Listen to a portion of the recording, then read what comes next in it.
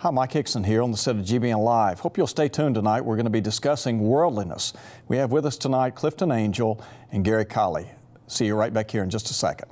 Live from the Gospel Broadcasting Network located just outside of Memphis, Tennessee. Be a part of today's episode by calling in or interacting with us through Facebook. Now from Olive Branch, Mississippi, it's GBN Live. Welcome. We are talking about worldliness tonight, and we're so glad that you're with us. We're going to be jumping right into our program. It might be that you have a question, a comment. We'd love to hear from you tonight. Brother Colley, how would you define worldliness from a biblical perspective? Well, of course, worldliness is actually a very broad term. It can include a lack of morals. That could be worldliness. There are a lot of things it could be. I would certainly define it as simply anything that interferes with our service to God. And that could be your job. It could be your entertainment. It could be a family. Those situations that might keep us from serving God faithfully would be worldliness. Absolutely. But of course, worldliness, as defined in the Scriptures, 1 John 2, verse 15 through 17, he said, "Love not the world, neither the things that are in the world. If any man love the world, the love of the Father is not in him." He wasn't talking about the beauties of the earth, and he wasn't talking about our loved ones and our friends, but he said it's the lust of the eyes, and the lust of the flesh, and the pride of life. And he said, these are not of the Father. They're of the world, and the world passeth away. And he said, but he that doeth the will of God shall abide forever. That's right. So that would be worldliness. Brother Colley, and of course, Clifton, I'd like you to maybe jump in as well. In Romans chapter 12, Paul talked about the danger of allowing the world to pour us into its mold, into its image. What about the threat of the world to Christians today? There's a statement that Brother Eric Owens made in a book he wrote some years ago that has always stuck with me, and I don't have it word for word, but he indicated that one of the main things hindering church growth is the fact that many in the church look just like the world. And so if the world looks at the church and says that it looks just like me, then they have no motivation to be a part of the church. If the church is involved in the very same things that the world is involved in, then they have no motivation to become like them or to change their lives. Great point. You know, in our culture today, Brother Colley, there are a lot of folks that are looking to the world, and they're allowing the world to dictate how the church operates. Yes. And of course, that's one of the problems that we'll be discussing tonight. But what about the idea of allowing the world to dictate? Clifton said just a moment ago that we're to be distinctive. That's correct. And so if I look at the Scriptures, there's supposed to be a difference in how we live and how the world lives. And that's what he meant in Romans 12, that you just noted a moment ago. Be not conformed to the world. If you're that way, then you're living in harmony with the world's principles and with their desires. And of course, that's different from the Lord. In Romans 8, he said, "So then, brethren, we're debtors, not to the flesh, to live after the flesh. For if you live after the flesh, you shall die. But if ye through the Spirit mortify the deeds of the body, ye shall live. For as many as are led by the Spirit of God, they are the sons of God." Now, when you go to Romans 8, 1 and 2, you learn what he means by saying, if you go by the Spirit. In other words, his teaching. That's right. The law of God. That's right. The law of God. Yes, sir. What about this distinctiveness that is to characterize the people of God? In 1 Peter chapter 2, Peter talked about how we are a royal priesthood, a holy nation. He said a people for God's own possession, a peculiar people. Do you think that the concept of distinctive New Testament Christianity has been lost on some of the members of the body of Christ today? For many, that could be said. One thing I wanted to note along this same line is there is a balance in that in the process of trying to separate ourselves from the world, we can lose touch with reality. When we look at Jesus' prayer in John 17, and he was praying for his own apostles, his disciples, and he prayed to the Father that he might keep them from the evil one, but don't take them out of the world. He says, I'm not praying that you take them out of the world, but you keep them from the evil one. And he would go on to indicate how that would happen. It would be that they would have to live a life that was not of the world, although they lived in the world. And furthermore, that they would live a life that was set apart by God's Word. He said in John 17:17, sanctify them through thy truth, thy word is truth. So set them apart from the world through your Word. And if we're living a life that is focused and following God's Word, we can still be down-to-earth people. Sure. But we're not going to be worldly people. Yeah, you know, you triggered a thought there. When you look at the book of John, really, John tells us that the world has a prince. That's the devil. That's right. Not only does the world have a prince, but a philosophy. And you cited 1 John chapter 2 just a moment ago. Yes, and so there are a lot of dangers associated with quote-unquote worldliness. In Romans chapter 12, we talked about the danger of being conformed to the world. In James chapter 4, James talks about being a friend of the world. And then in 1 John 2, loving the world. And so there are steps, incremental steps, that will ultimately lead a person away from God. That's true. In fact, every step that you go down and going away from God, you've got to turn it around to go up toward God in the same manner. Great point. And before the fall of man, there was no evil. The Father of our spirits made us all pure. But the things of the world, worldliness, those things which drew us away from devotion to God, they're the things that have caused us to have so many troubles. 1 Peter 5:8, he said, be sober, be vigilant, because your adversary, your enemy, the devil, as a roaring lion, walketh about seeking whom he may devour, whom withstand steadfast in your faith. And so what Brother Angel pointed out about being separated by the Spirit's teaching is certainly correct. Well, and if you look at the tools of the devil, things may be repackaged a little bit differently today, but he still operates the same way. Go back to Genesis chapter 3, look at 1 John chapter 2, the same methodology. Yes, sir. And so what we have to do is understand the enemy, That's right. the tactics of the enemy. That's right. That's right. I've got a question that's come in. Could you discuss worldliness and association? I hear many people try to justify getting as close to sin as possible. For example, environments where sin might be taking place but not taking place in the sin itself, like going out to eat with friends and someone orders alcohol. So what about the dangers of associations and activities? Well, 1 Corinthians 15:33 says, be not deceived. Evil companionship is going to corrupt good morals.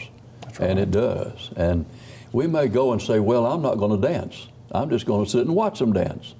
But you're in the wrong place. That's right. And those who see you there, your influence is already gone before you. That's right. You know, in Proverbs chapter 1, Solomon, of course, in recording that great book, in verse 10 said, my son, if sinners entice you, consent thou not. That's right. A lot to be said for understanding the kind of people that we ought to associate with. Absolutely. In that very same book, in Proverbs 6 and verse 27, Solomon said, can a man take fire in his bosom and his clothes not be burned?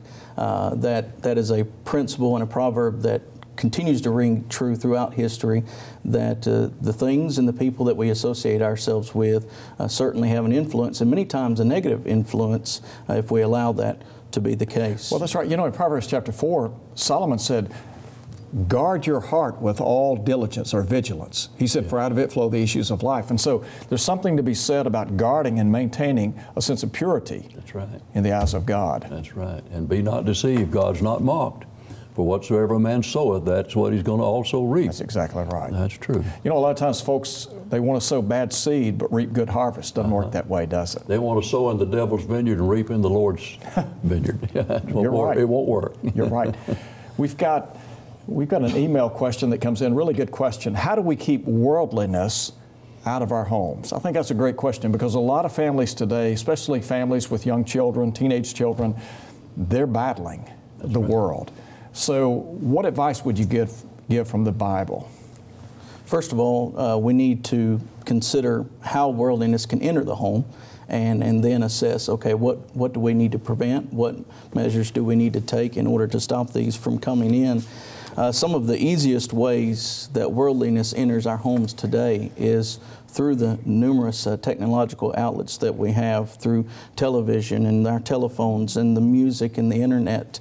All these things that we have as adults, we have to use self-control with them. But as parents, we can control how they're being used in our home also. And don't you think as parents, we have the responsibility of defining those boundaries, parameters. I think too many families have allowed the children to dictate the parameters. That's right. And if I understand what Paul's saying in Ephesians chapter 6, the responsibility rests on the parents. That's right. Fathers, provoke not your children to wrath, but train them up. He didn't say just tell them up, he said you train them up. That's right. In the nurture and the admonition of the truth. A father, a husband simply means house band. He's the band around the house. Well, he is. You know, and he's charged with their morals. I think so. You know, in Proverbs chapter 22, verse 6, Solomon said, train up a child in the way he should go. Well, what way would that be? Yeah. It'd be the way of God. Certainly. And I think one of the greatest success stories that I can think of in Scripture is 2 Timothy chapter 1, where Paul writes to Timothy, and he talks about the unfeigned, the genuine faith that dwelt first, he said, in his grandmother Lois, then in his mother Eunice, and he said, and I am persuaded in thee also. That's right. In chapter 3, in verse 15 of chapter 3, he would say, and that from a babe, that's right. From infancy thou hast known the Holy Scriptures. So we ask the question, when should we begin teaching our children? At a very early age. That's absolutely true. A man was speaking in New York on disciplining children. A lady came up to him later and said, at what age should I begin to discipline my child? He said, how old is your child? She said, 5 years old. He said, hurry home, lady, you've already missed the best 5 years. You're right. You're right. Exactly right. Got a question that's come in, or actually a comment. I believe media is a big problem in desensitizing us from the world, and then we start letting it in our lives. I think that's a great comment. I think that you could make a strong case that the media, television, radio, Hollywood, there's so many outlets that are pouring into the lives of people that we become in many senses desensitized to right and wrong. It desensitizes us, and it also dictates what we're thinking about. It, in many ways, if we are constantly going to the media for our information, for it's sad that the newscasters today are giving. They're not concerned about giving actual news, but more so making a story or getting the ratings and things. But what we're thinking about day to day, what we're upset about day to day, oftentimes is dictated by what the media is putting out. Yeah, I think television has changed so much in the last, say, 25 years or so. Oh, yes. I read before the program tonight. In 2010, a study was conducted in which they said a new study shows that profanity on broadcast television has risen nearly 70% in the past 5 years. And so going back to 2005, there'd been a 70% increase in profanity. And you look at television, you look at the movies that are being put out today, and you think, where do they come up with this stuff? Well, they're challenging every moral that we've ever had.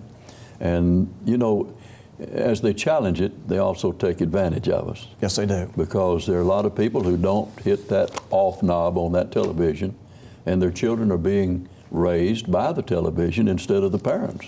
Well, I think you're exactly right.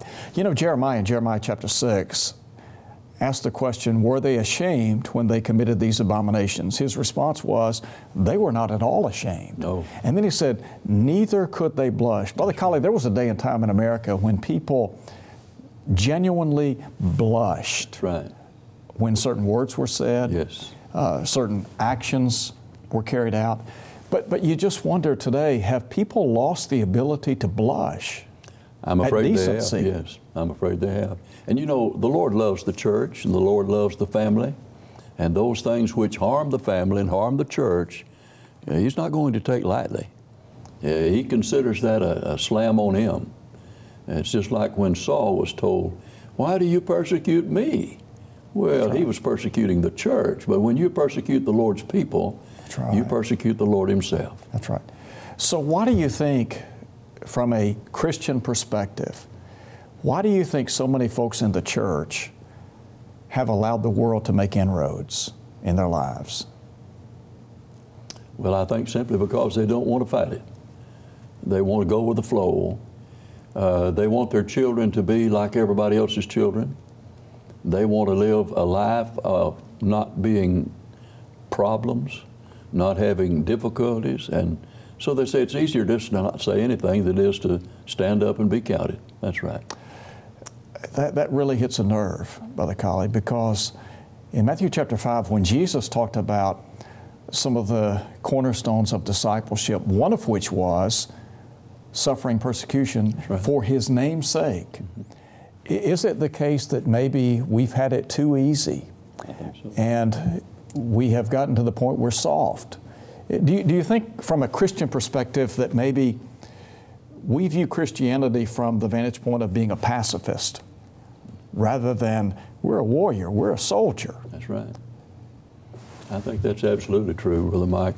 You know, it's so sad, but we don't have many soldiers of the cross anymore. We really don't. We have some people who love Him as a baby, but they don't love Him as a hanging sacrifice for our sin on the cross, and it's a shame and a sad thing. Well, you look at the apostles, and of course, when the first century church came into being, it was born in a cradle of persecution. That's right. And you read the book of Acts and look at the growth, the tremendous growth of the early church. They were being persecuted left and right, but it didn't hinder them. As a matter of fact, Peter and John said, we can't but speak the things we've seen and heard. That's right. There was a sense of conviction and courage. Do we like that today? I think also a lot of it has to do where our minds are focused. You know, we're talking about worldliness, and while we have to live in this world, once again, we don't have to be worldly, and our minds need to be set on those things which are above. Our affections need to be set on those things which are above. Colossians 3, 1 and 2. In Revelation 22, in verse maybe 21, I'm forgetting here, but verse 4, one of the most beautiful passages to us as a people, because we see a comforting passage that comforts us from the suffering, the death, the things that we know and are familiar with here. But the verse before that, I believe, is even greater if we grow to know who our God is, if we love His presence, we love Him and for the person He is. Verse 3 talks about that in that place we will be with Him and He will dwell with us. And so it will be even greater than just because we'll be absent of the suffering of this world. Good point. You know, and going back to the passage you cited a moment ago in Colossians chapter 3, in verse 4, of course, in verses 1 and 2, he's talking about set your mind on things above where Christ sits at the right hand of God. Right. Set your affections, set your mind on things above, not on things on the earth. But in verse 4, Paul makes an interesting statement in my mind. He said, when Christ, who is our life, shall appear, the world has come between us and the Lord. That's right. And so you mentioned a moment ago the fact that many of us have allowed the world to take precedence over God. Jesus said, seek first the kingdom of God and His righteousness. Correct. So if the devil can somehow wedge his way in and we're no longer putting God first in our lives, then guess what? He wins. That's right. Well, when you notice Colossians 3:2, set your affections, that's something individually we're responsible for. That's right. It's something like you set your clock so you'll be sure and wake up on time. You set your affections to do what's right. The difference in people that do what's right and what's wrong is that the people that do right have set their affections to do that. That's right. And the ones who have not set their affections on the right rule, morality, then they're not going to be it's a choice. What they ought to be. That's right. It's a choice. It's a choice. Correct. Yeah, you know, we've got a question I want to get to in just one moment, but in light of everything that's been said thus far, we talk about trying to fit in. Mm-hmm. And be like the world. We don't want conflict. We don't want to be looked upon as different. Radical. That's right. That's right. In 1 Samuel chapter 8, when God's people asked for a king, Samuel was distraught. Mm-hmm. And God said, look, they haven't rejected you, Samuel. They've rejected me. That's right. But really, the whole intent was to be like the nations around them. That's exactly it. And that's one of the main problems we have now, I think, is that we want to be like other nations round about us. We want to be free from any rules. We want to be free from any authority, even the Lord's authority. I think you're right. But you can't be that and go to heaven. Well, great point. Great point. You mentioned something, and I wanted to briefly touch on it from Colossians, that Christ is to be our life. I think one of the greatest victories, if you will, for Satan is that he has convinced many in the church that if they will just have Jesus as a part of their life, if he's just an item on the checklist, and then they're okay, instead of him actually being our life and being the reason that we do what we do and the decisions that we make and the things that we choose. Good point. Don't you think that it's possible that in many instances, Christians today, rather than making the Lord the sphere, the totality of life, we're throwing him the crumbs? I think so. You know, a lot of people know John 3:16. God so loved the world, he gave his only begotten Son, that whosoever believeth in him should not perish, but should have everlasting life. But they don't read on down to verse 19. Where he says, this is the judgment, that light has come into the world, but men love darkness rather than light because their works were evil. That's right. And men do love sin, it seems like. Well, I think you're right. Let's take this question. How can a Christian avoid worldliness and being influenced by worldly people while also actively reaching out to them evangelistically with the gospel? Great question. Paul touches on the fact that we cannot go out of this world if we expect to continue to live in the world. And in 1 Corinthians 5, in the context of addressing a brother who was living in sin, disgusting sin, and the brethren at the congregation there in Corinth were allowing it and even boasting in the fact that they were allowing him to continue in fellowship with them, or they were continuing fellowshipping him. And so he wrote to them in 1 Corinthians 5, beginning with verse 9, not to keep company with fornicators. But then he says, I don't mean everyone that is a fornicator, yet not altogether with the fornicators of this world, verse 10, or with the covetous or extortioners or with idolaters, for then must ye needs go out of the world. But he is emphasizing the importance of them not making a brother feel that he's okay in his sin, but we've still got to have contact with the world. Well, absolutely. Well, look at the life of Jesus. In Matthew chapter 9, I read about Jesus in the home of Matthew, and he's teaching. John chapter 4, when Jesus met the woman at Jacob's well, he didn't compromise truth, but rather he met with her and engaged in a lengthy conversation, as we would say, for the purpose of trying to win her, and he did. Oh, yeah. Zacchaeus, another example. 1 or 1,000, the Lord always was willing to teach, wasn't he? That's right. That's right. We're going to take a break. We've got a break right now. We're up against it. We'll be right back here in just a moment.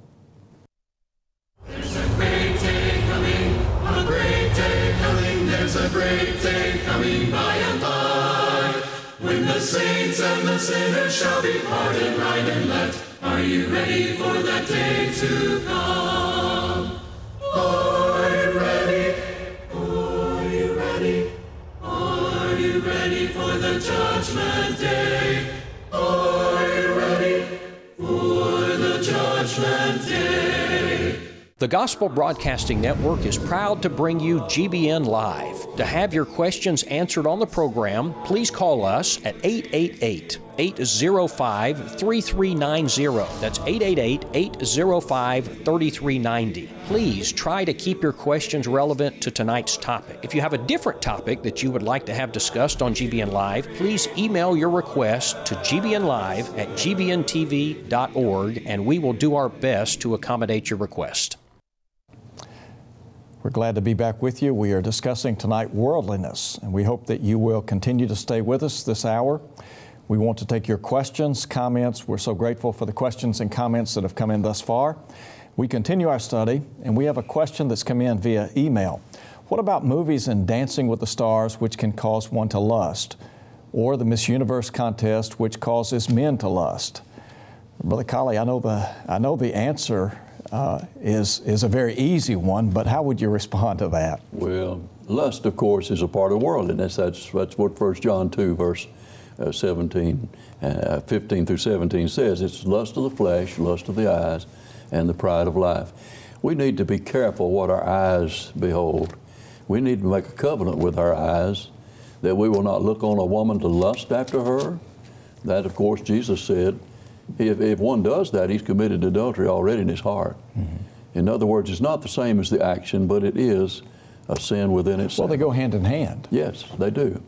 And of course, I don't know of anything except dancing where a man can love and hug on another man's wife with approval. But it's sad to see the closeness with which they come, and what they call dancing is heathenism, to tell you the truth. That's right. Yeah, you know, I think we would do well to ask the question, does what I watch meet the litmus test of Philippians chapter 4, verse 8, where Paul said, finally, brethren, whatever things are honest, whatever things are just, whatever things are pure, whatever things are lovely, whatever things are of good report, if there is any virtue, and he said, if there's any praise, think on these things.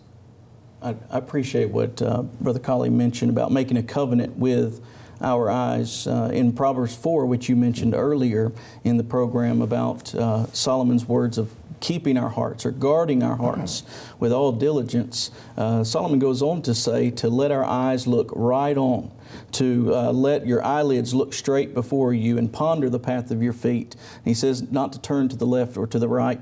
And so what the covenant we make with our eyes is, it all goes back to what's in our heart. And the didn't Jesus say, as he thinketh in his heart, so is he? That's right. That's right. That's so right. Great point, great observation. Very good, very good. Sometimes we can't help what our eyes see, but we can help how long we see that. We can close our eyes or turn our eyes. Lot to be said for trying to filter what we see, what we hear. Sometimes we invite things in. You know, I couldn't help but just think a moment ago about how there are a lot of things that are done on television, a lot of actions, a lot of statements made. We would never invite someone into our home to talk like they talk on television, or to engage in the behavior that is so prevalent on television. Right. But we invite it in every night when we turn on the television set. And refuse to say anything when those things come on. You know, even if parents would just say something, that's wrong, or that's not right, or that's lascivious. If parents would even mention something about that, their children would at least be seeing what it was, but they sometimes are afraid to say what's right and what's wrong. Well, taking a stand for right and wrong. That's right. Let's take another question. I noticed that every time I attempted to study the Bible, I would fall asleep. I then began taking naps prior to my Bible study. I would still fall asleep.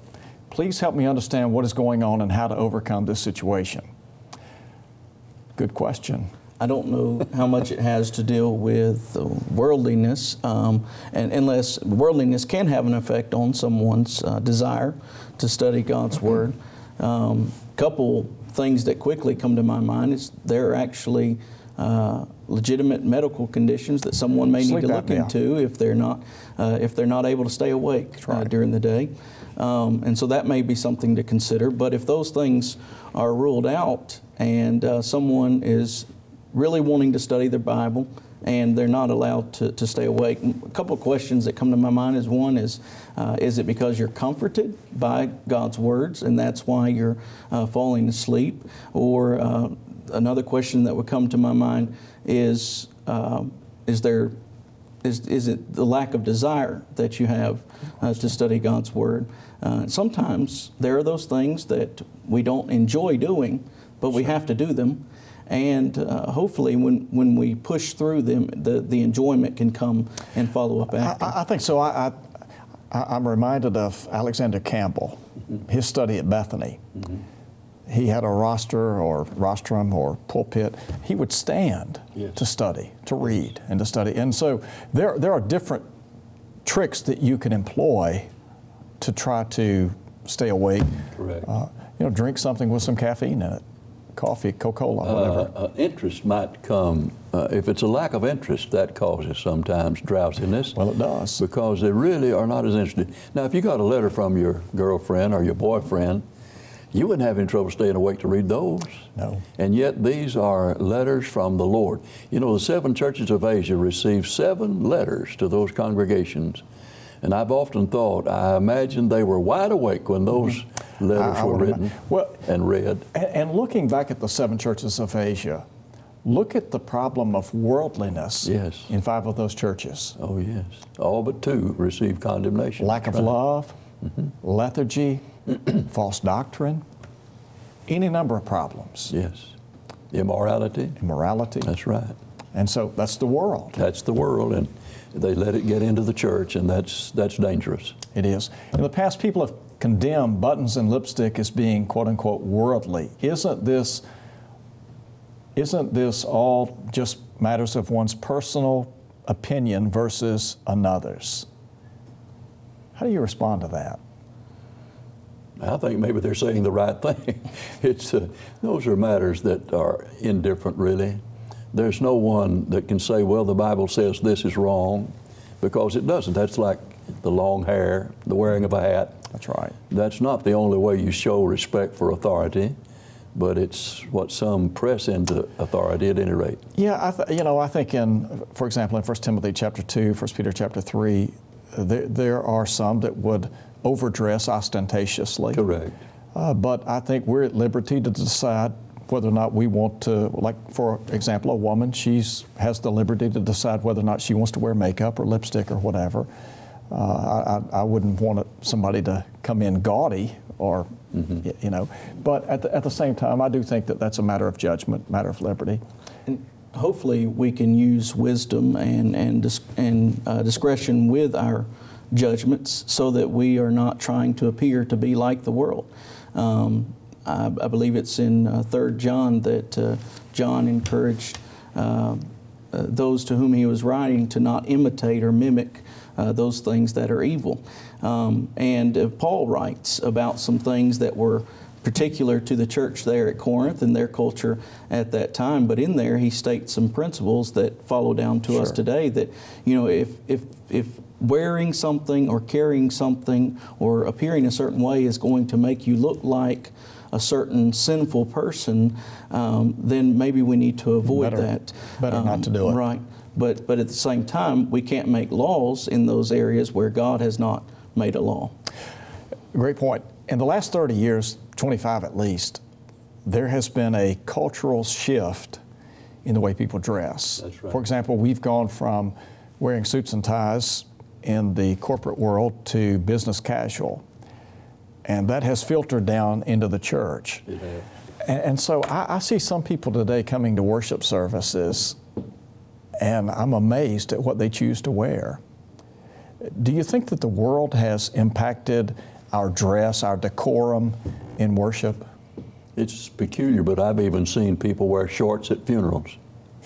And that just shocked me to death. I thought, oh my, it looks like anybody would have had more respect for themselves and common sense than to do that. But it's the world impressing itself on them. And they fear no longer the things of God. You know, Paul said, of course, concerning the length of hair and so forth, he said that those things which would make you a weaving of silver in your hair, that's the way the harlots did their hair. And if you try to look like the world, then you're going to have to answer for the things the world has in mind. Well, good observation. Yes, good observation. Other questions come in. We always hear modest dress. Could you please define what this is? How long, how short? I know some people who think they are modest, but they wear short shorts. That's a good question, and I think there are some folks that need to rethink, recalculate how they dress and what they wear. I think without a doubt that's true. You know, we all have a responsibility toward others that we meet day by day.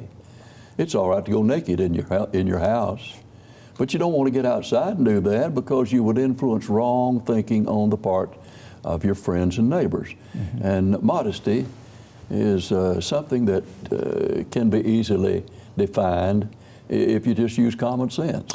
I think you're exactly right. Common sense goes a long way. Yes, sir. But most people know what's provocative, right? What's too short, what's skin tight.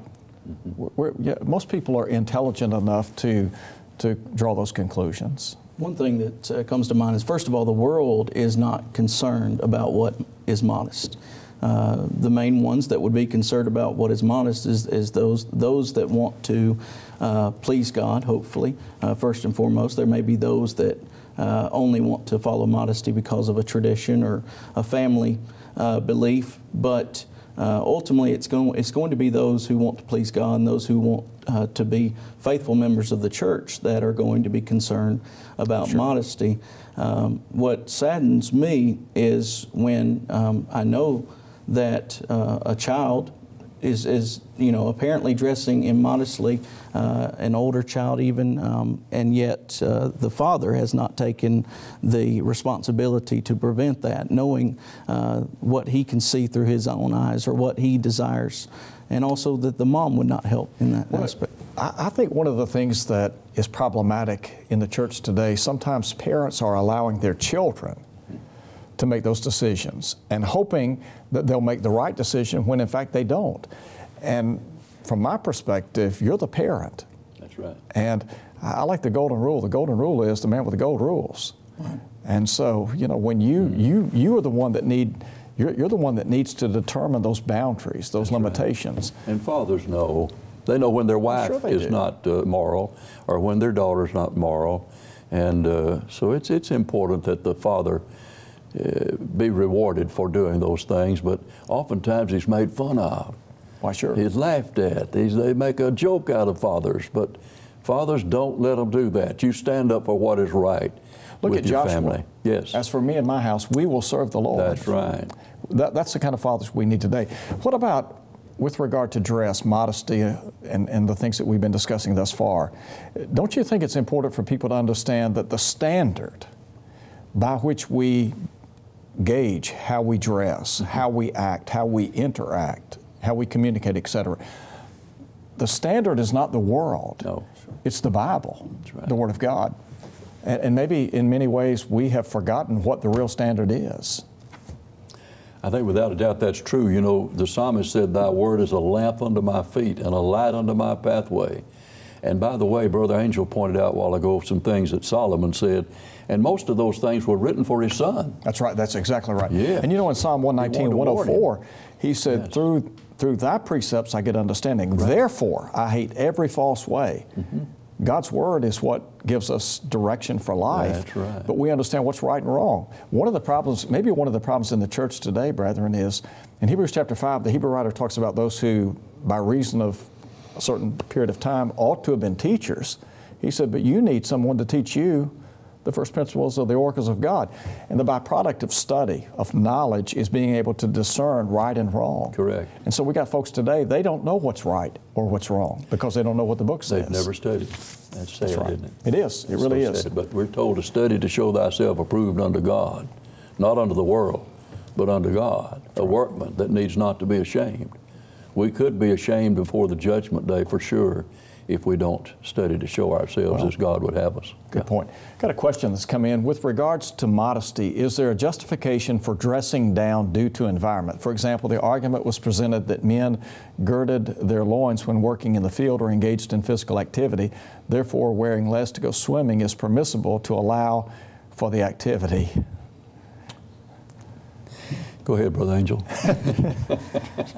If modern day people and Christians would dress the way that the man did working in the field to go swimming, then I would say yes, you can use that as justification, because he was still very much covered, while it would have been closer to what we consider shorts when he girded up his loins, when he girded up his tunic. It still would not be anything comparable to what wasn't immodest. Right, what is considered the proper swimwear today by the world standards. Don't you think sometimes we look for reasons to justify a certain behavior? I think without a doubt we're looking too hard sometimes. And that goes back in to the wrong heart. direction. Yeah, that's right. It goes back to the heart. That's right.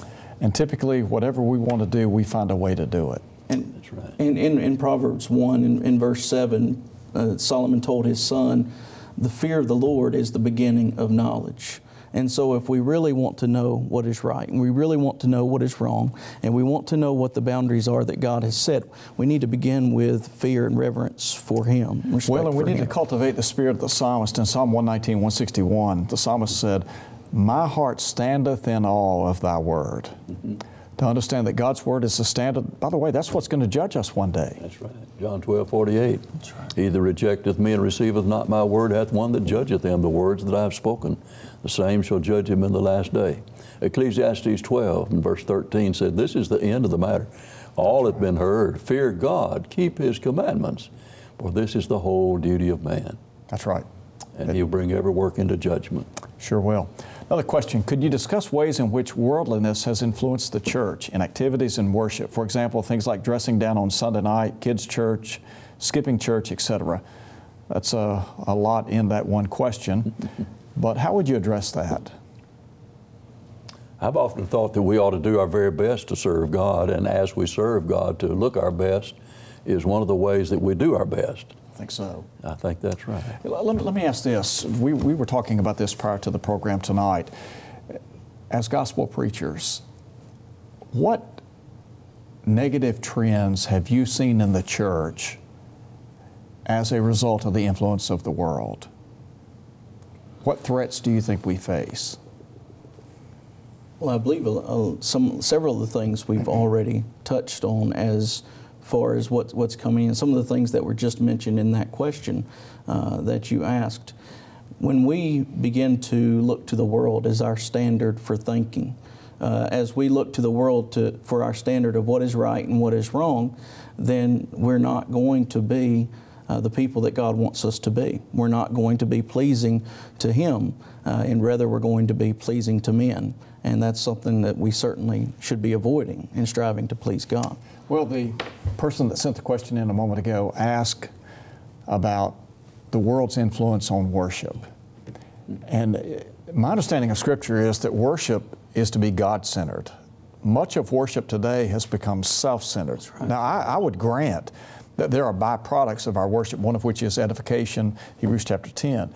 But there are a lot of folks today, it's all about them. Right. It's a consumer attitude. How they feel. Yeah, yeah. And we had one gentleman who came to us recently, and he said, you know, I'm so tired of this bebopping religion, I don't know what to do. Really? Well, when you look at television and you see religious programming, while they're dancing all over everything, they're acting like heathens, instead of doing things decently and in order as the Apostle Paul commanded by inspiration. Sure. They're trying to see how wild they can be. Well, and I think a lot of places are trying to jazz up. That's right. The worship service. Some have even brought the instrument in. Oh yes, they sure have. And from their perspective, the end justifies the means. In other words, we've got to do this to get people in, but we've compromised, haven't we? Oh, by all means. Because the Lord never commanded instrumental music in New Testament worship. He said you sing and make melody in your heart. Ephesians 5:19, Colossians 3:16 and 17. As Brother Hardeman said, that settles it. That ought to settle it, that's right. It sure does. We're going to take a break now. We'll be right back in a couple of minutes. Hope you'll stay with us.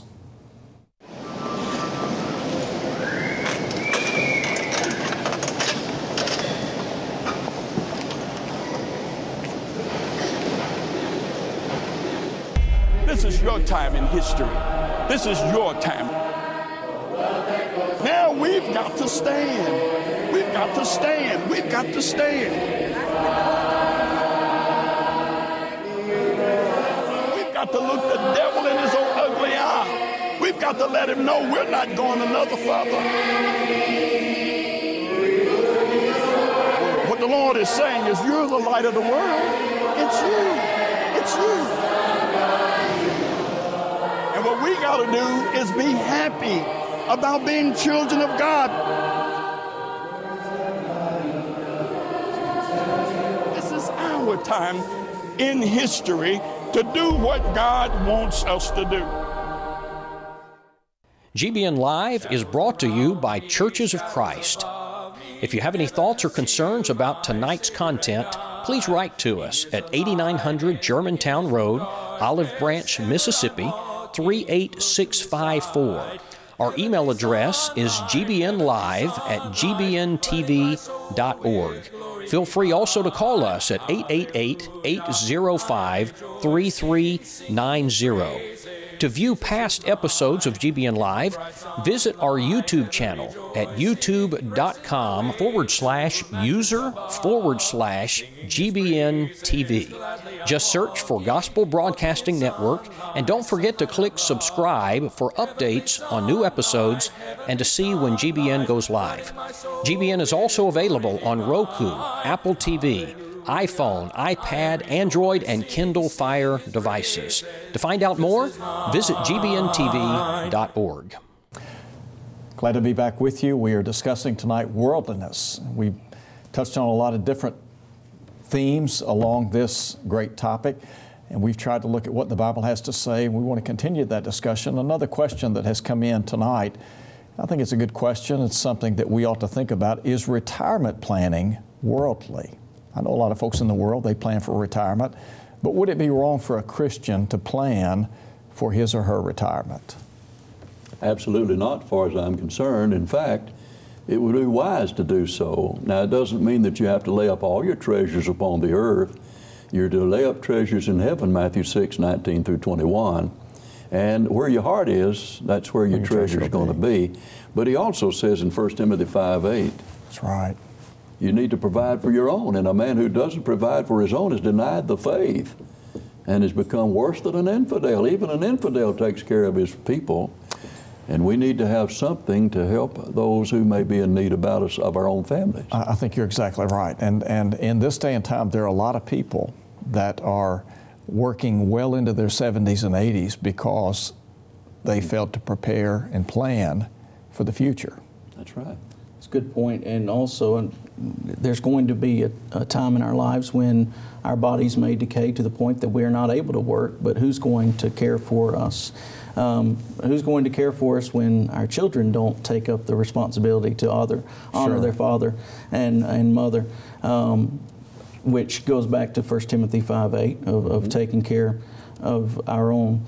But all of this, it goes back to the heart also. You know, why are we planning for retirement? Is it because we're wanting to be wise and make wise decisions, or is it because that's our goal in life, is to get to the retirement? I think as you said, we're trying to plan for the future so that we won't be a burden on other people. And as you pointed out, 1 Timothy chapter 5, verse 8, I think we have divine instruction to provide for our family members, and we want to do that. I think one of the saddest things to me is families. For example, I know of a gospel preacher that just recently made the statement that because of his wife's ailing health, and she had been placed in a nursing home, it had wiped them out financially. Yes. And longevity today has created a greater burden in terms of trying to lay aside cash for the future, because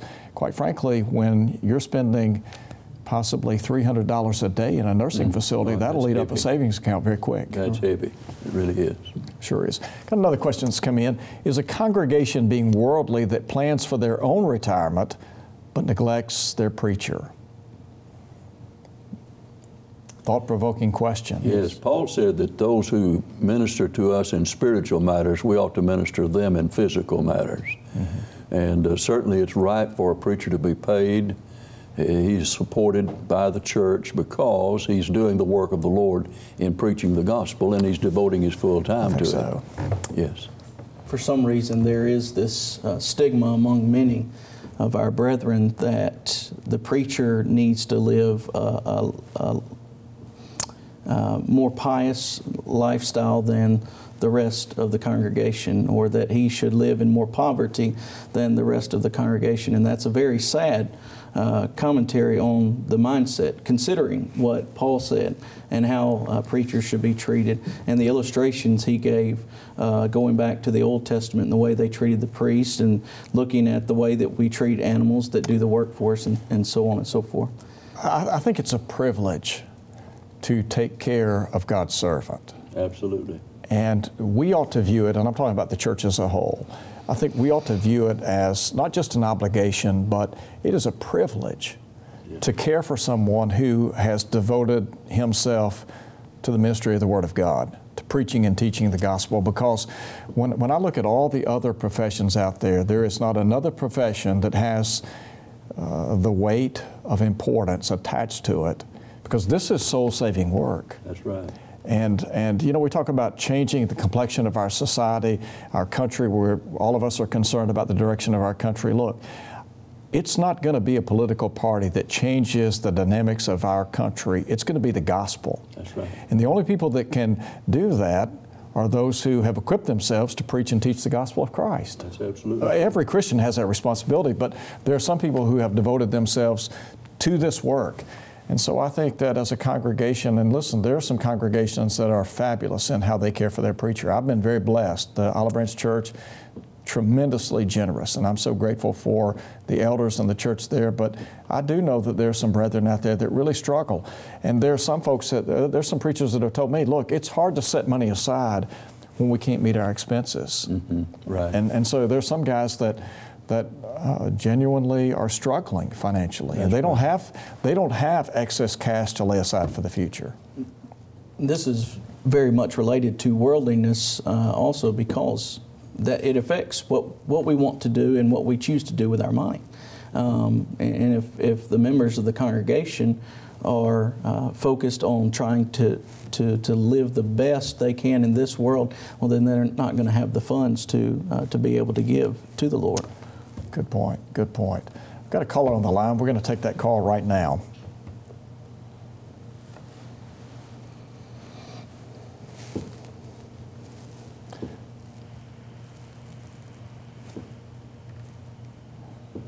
Sounds like we're having some trouble getting Fred on the line, who called in just a moment ago. Maybe he'll call back in just a minute. We will proceed on. One of the questions that we have for tonight, how do we distinguish between cultural changes that we don't like and true worldliness? How do you answer that? Well, cultural changes that do not affect moral principles are not wrong. If you used to carry a red purse and now you carry a green one, there's nothing wrong with that. But you haven't transgressed any of God's law in that. But that doesn't have to do with immorality or that which would be ungodliness. Titus 2:11 and 12 says, the grace of God that bringeth salvation hath appeared to all men, and it teaches us to deny ungodliness and worldly lust, and to live soberly and righteously and godly in this present world. So that's what we're to strive for, and if the Lord and the Bible are our guide, we're going to do that. Let me ask this question. In 2 Timothy chapter 3, Paul talked about people who are lovers of pleasure rather than lovers of God. This is the me generation, and for many folks, it's all about them and about their life, their wants, their interest. So how do we change that mindset, this me mentality, to service-oriented, God-centered? How do we bring about effective change in that way? Well, we've got to go back to God's Word. And those who are focused on me have to realize that I am not the ultimate authority. I am not God. And that there is a higher power to be served and to be worshiped, and that He has written down for us and preserved for us the instruction of what is right and what is wrong. And so if it's a non-Christian, then we need to point them to God's Word. If it's a Christian, we need to point them to God's Word and help them to see the authority that God has, help them to respect that authority and to desire to want to get closer to Him. In Luke 12, Jesus set forth a parable about a rich farmer. And for him, it was all about booming business. And his attitude was, eat, drink, and be merry. And yet Jesus said, you know what? Your life's over. That's right. A lot of people are so focused on the here and now, they forget about eternity. That's right. That's a worldly mindset. That's right. So, Brother Colley, how do we reshape that kind of thinking? Because it's filtered into the church today. Yes. Well, like Brother Angel pointed out, we have to help them return to respect for God and His Word, and wherein that's not present, they're not going to have any desire to serve Him as they should. But don't you think it's interesting that we're talking about worldliness tonight, and one of the problems that we have in our country today, we have all but abdicated the Word of God and the will of God in our lives. That's right. And so as a result of that, we become open season for the devil. That's right. Got a caller on the line. Fred's back with us. Fred, good to have you tonight. Hi. Thank you. I just had a question. You know, talking tonight about worldliness and how it's crept in the church, and that this me and I thing. And what I'm wondering is, I just saw the advertisement for polishing the pulpit, and they had kids, I guess it was VBS or something, and there was a popcorn machine there. And do you think that this idea of bringing food into the picture, and every gathering has to have food with it, or a pizza party or something along this line, that is not bringing worldliness into the church, that's something that we've gotten from the denominations, and that we feel that we have to have those things to draw the people, so we build dining halls, we call them fellowship halls, whatever you want to call them, and some churches, there are even churches I know of that have built gymnasiums. Now, some brethren will stand against the gymnasiums, but they won't stand against the Lord's church paying for a party room and paying for parties. And I just wondered what you thought about it, and appreciate listening to you. Thank you. Hey, thank you so much. I'm reminded of John chapter 4, where in Jesus' day, or John chapter 6 rather, where people were following him for what they could get out of him. That's right. The loaves and fishes. That's correct. And honestly, there is that mentality among some people. Mm-hmm. So we have to strike a balance. That's right. You know, it's also said there that upon this saying, in other words, one teaching of the Lord, many of them turned back and walked with him no more. And Jesus said to the 12, will ye also go away? That's right. And Simon Peter said, Lord, to whom shall we go? Thou hast the words of eternal life, and we know and are sure that thou art that Christ, mm-hmm. the Son of the living God. So what we need to do is keep our focus correct. I think so. If we think that these food items, these snacks, or any other thing that you want to add in there is what is drawing people to God, then our focus is completely wrong. That's wrong. And that's not what's going to draw people to Christ. But on the other hand, like you said, that there must be a balance. Just because brethren and Christians are eating together, I think is actually a good thing. I do meaning, Acts 2:42. Right. Sure. We have to eat, and that means that we're spending that time together as Christians instead of outside and apart from each other. But keeping those things separate, you know, the Lord's Supper, we shouldn't make a common meal out of it. Right. That's one of the things Corinth was sinning in. They were making a common meal out of the Lord's Supper. That's right. And I think what Fred said, I understand the point he's making, that in many respects there are a lot of congregations that have allowed entertainment, yes, a carnival atmosphere, so to speak, to creep in, and under the guise of it'll help us draw people. Mm-hmm. And Jesus said, if I be lifted up, I'll draw all people into myself. That's right. The drawing power is the cross. That's correct. So another question's come in. When a family lives with one Christian parent and one non-Christian, how would you go about helping the young children grow up in the right direction? That's not an easy question. You know, there's a division there. That's right. And it is a very serious division when two parents can't agree on the gospel and cannot come to an understanding alike to raise their children in the right way. It is a tough thing. Yeah, I would close the program tonight by saying to our young people who might be viewing this program, marry a Christian. That's right. And absolutely, that problem will be solved, because there are a lot of folks that get themselves in a lot of trouble, spiritually speaking. That's true. Brother Colley and Brother Clifton, thank you so much for being on the program tonight. Appreciate your words of wisdom, all the Bible scriptures that have been quoted throughout this program. And listen, we're glad for the opportunity to discuss this subject. Correct. Because a lot of folks need to know what the Bible says about the world. Thank you for being a part of our program tonight. Hope to see you right back here next Thursday night. Look forward to seeing you then. Until then, God bless you. This has been GBN Live. Thank you for watching.